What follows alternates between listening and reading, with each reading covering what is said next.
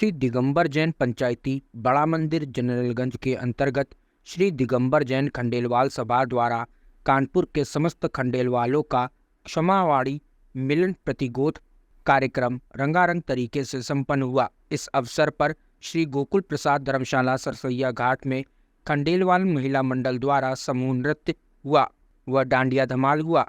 इसी के साथ ही 5 से 17 वर्ष के बच्चों के मध्य खेलकूद प्रतियोगिता भी हुई। महिलाओं एवं पुरुषों के कार्यक्रम के साथ साथ लॉटरी भी निकाली गई। वहीं फैंसी ड्रेस प्रतियोगिता 6 वर्ष तक के बच्चों की हुई। नृत्य प्रतियोगिता 7 से 12 साल के बच्चों की हुई। इतना ही नहीं, हाई स्कूल व इंटरमीडिएट के बच्चे जो मेधावी थे उनका सम्मान भी हुआ। वहीं समरह नृत्य महिलाओं के द्वारा हुआ। अनिल जैन के नोबेल पुरस्कार प्राप्त करने पर उन्हें सम्मानित किया गया। पंकज जैन को योग तैराकी में गिनीज बुक में अपना नाम अर्जित करने पर सम्मानित किया गया।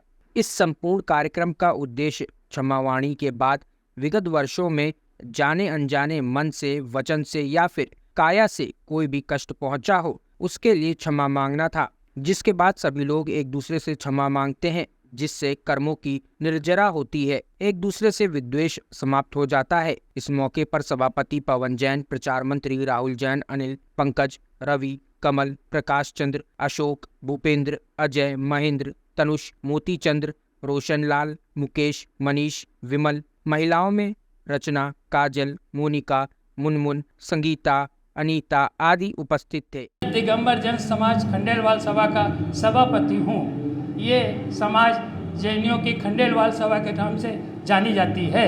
इसका आज रंगारंग कार्यक्रम क्षमावाणी उत्सव के ऊपर किया जा रहा है। क्षमावाणी उत्सव हम लोग का जो धर्म, जो पर्व 10 लक्षण पर्व होता है, जिसे पर्युषण पर्व भी कहते हैं, उसके पर्व को मनाने के बाद में हम लोग आपस में एक दूसरे से क्षमा याचना करते हैं। उसके बाद में हम लोग भोजन ग्रहण करते हैं और इसके अंदर रंगारंग प्रोग्राम किए जाते हैं।